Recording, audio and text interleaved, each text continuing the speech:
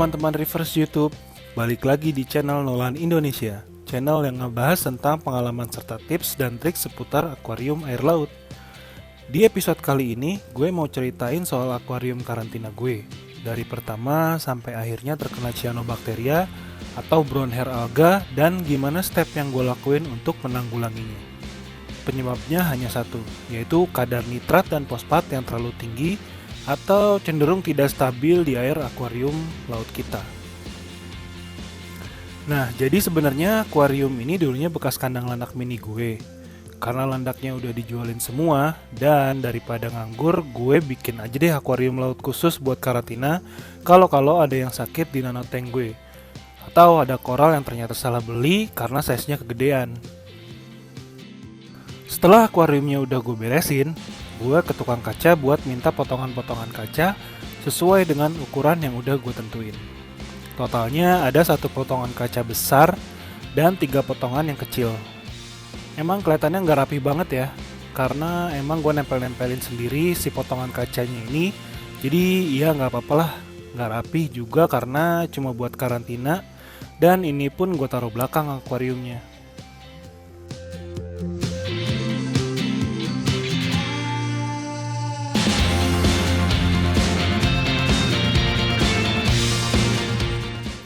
Selain itu, sisaan pasir dan karang jahe serta biobol bekas nanotank gue dulu masih banyak nih. Jadi gue nggak perlu beli-beli lagi media filtrasinya. Dan ternyata emang pas banget nih si pasir, karang jahe, filter Japmet, dan lain-lainnya buat akuarium karantina gue ini. Jadi nggak keluar modal lagi deh.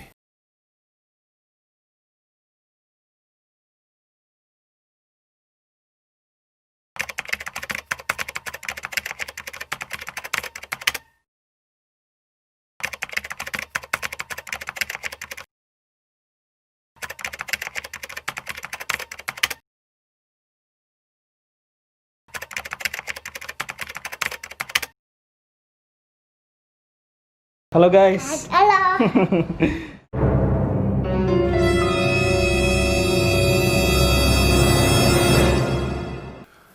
Ini dia penampakan brown hair alga di akuarium gue. Penyebab dari kadar nitrat dan fosfat yang gak stabil ini karena sebelumnya gue masukin detrock tanpa gue cuci dulu dan langsung gue masukin ke dalam sini. Yang akhirnya detrock yang udah gue rendam selama 2 minggu ini gue pindahin buat nanotank gue yang ada di dalam. Pada saat kejadian itu, air yang ada di dalam akuarium sini tiba-tiba jadi keruh dan berbuih banyak banget. Dan setelah beberapa hari, airnya mulai jadi bening lagi. Cuma lumut yang ada di akuarium ini pertumbuhannya cepet banget. Ini aja gue baru bersihin 3 hari yang lalu. Tapi lumutnya udah tebel lagi di sini. Tanda dari alga ini baik yang brown, green, red, atau black, pasti ada gelembung-gelembung udara yang keperangkap di dalam lumut tersebut. Dan setelah gue riset dan nanya-nanya ke grup Reverse, cara yang paling ampuh untuk menghilangkan alga ini adalah dengan cara di blackout. Blackout itu sendiri yaitu membungkus akuarium kita agar tidak ada cahaya sedikit pun yang bisa masuk ke dalam tank. Karena pada dasarnya cyanobacteria ini berkembang dengan fotosintesis. Jadi kalau nggak ada cahaya, mereka bakal mati dengan sendirinya.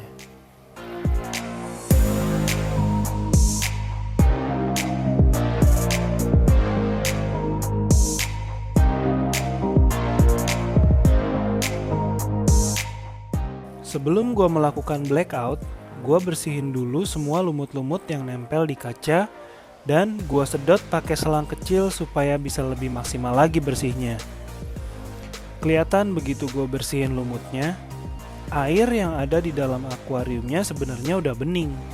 Cuma karena brown hair alga aja nih, jadi kelihatan jorok akuariumnya. Apalagi di dalam alganya itu kelihatan gelembung-gelembung kecil, dan yang pasti jadi nggak enak banget buat dipandang mata.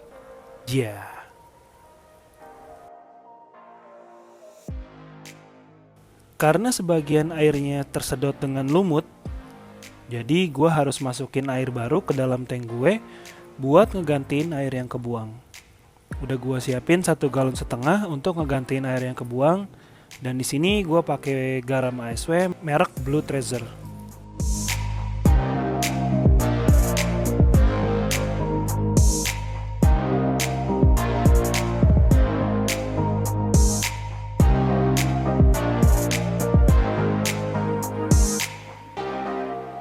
Dan ini dia penampakan setelah proses water change.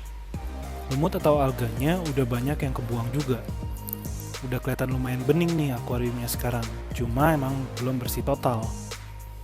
Sedikit cerita untuk akuarium karantina gue ini, emang tadinya akuarium ini buat eksperimen gue juga untuk bikin reef tank tanpa lampu dan skimmer. Tapi malah kepake banget buat akuarium karantina gue sekarang. Selain media filtrasi kapas, japmet, karang jahe, biobol, dan bioring yang gue taruh sini, gue juga taruhin bakau serta sedikit caito yang gue taruh di depan supaya kalau pas lagi pagi ke sore masih bisa dapat asupan cahaya meskipun cahayanya nggak langsung ke main tank. Oke deh, karena proses water change-nya udah beres, sekarang saatnya gue tutupin akuarium gue ini pakai kain sarung selama kurang lebih 2-3 hari. Let's go!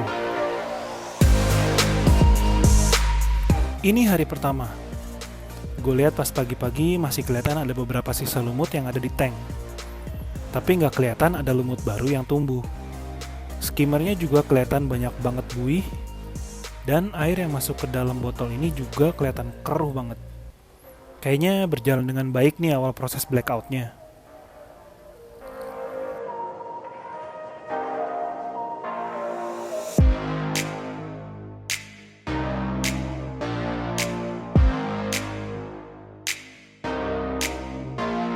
Dan ini hari kedua, gue angkat dulu kain dan batunya.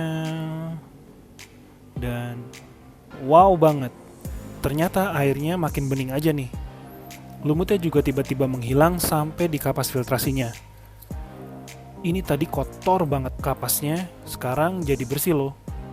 Ternyata memang benar, cyanobacteria, baik itu brown hair alga, red hair alga, green hair alga, atau black hair alga, itu bisa hilang apabila mereka tidak terkena sinar atau cahaya dari manapun. Oleh karena itu, dengan blackout ini, mereka bisa hilang dengan sendirinya tanpa ada dosingan atau bantuan apapun. Ini dia hasil skimetnya. Meskipun bening, tetap outputnya kotor banget.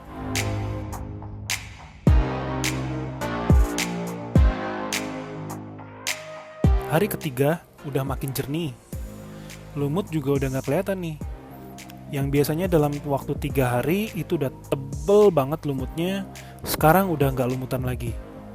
Sebenarnya karena kejadian air keruh kemarin, waktu gue masukin detrock, akhirnya gue pasang aja skimmer Risan SK05 ini yang sebelumnya udah gue beli tapi gak kepake karena bentuknya yang terlalu besar. Daripada gak kepake, kan mubazir. Skimmer besutan Risan ini ternyata nggak jelek-jelek banget loh. Tanpa gua modif macam-macam, skimmer ini udah bisa berjalan dengan baik. Hasil dari skimmingnya pun cukup lumayan bagus. Terbukti dari air yang keluar dari skimmer ini keruh. Itu artinya skimmate dari skimmer ini bekerja dengan baik. Kapas juga udah bersih banget nih sekarang. Ini ada polip bintang yang gue sisain sedikit di batunya. Terus itu juga ada hermit crab kaki biru yang lagi makan ikan Nemo. Itu ikan dari nanoteng gue yang sakit dan gue taruh sini tadinya. Gak taunya mati juga, meskipun udah gue pindahin ke sini. Dan ini namanya lintah laut yang tadinya gue beli buat makanin lumut. Biotanya juga gak banyak di sini. Cuma ada ikan capungan Ambon, betok biru sama betok blue band. Lalu ada cacing koker yang tadinya nggak bisa hidup di nanoteng gue, ternyata di sini bisa hidup dan kelihatan seger. Beberapa batuan laut yang udah mati juga gue taruh sini buat mempercantik aja sih, supaya nggak kelihatan kosong banget, cuman pasir doang.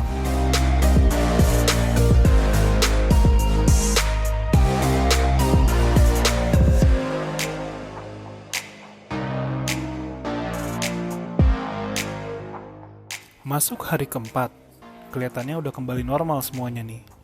Jadi gue putusin untuk mengakhiri proses blackout-nya dan ngebuka kainnya. Sebenarnya proses dari blackout ini cuma bisa ngehilangin lumut atau cyanobacteria yang ada di akuarium doang. Kalau kondisi parameter masih tinggi nutriennya, atau dengan kata lain fosfat dan nitratnya yang masih tinggi, pasti lumut atau alganya bakal balik lagi dan balik lagi. Oleh karena itu, kalau mau tuntasin ngehilangin lumut, yang ada di tank, kita harus punya test kit untuk mengukur kadar fosfat dan nitratnya. Setelah kita tahu parameter yang ada di air kita, baru deh beli dosingan untuk menekan naiknya nitrat dan fosfat. Setelah itu dijamin pasti akuarium bakal bebas dari lumut, atau alga, atau cyanobacteria.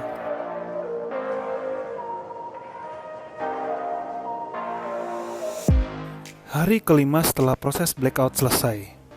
Kelihatannya sih udah nggak separah kemarin waktu brown hair alga masih bersarang di akuarium karantina gue. Sekarang pertumbuhan lumutnya udah semakin lambat.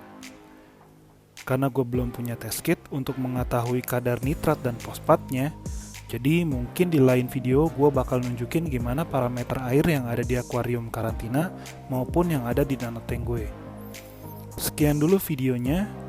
Semua yang gue bahas di atas merupakan hasil riset dan pengalaman pribadi gue. Apabila ada yang salah, mohon dikoreksi di kolom komentar. Jangan lupa untuk subscribe, like, dan komen apabila video ini membantu. Dan selamat briefing guys. See you in next chapter. Bye.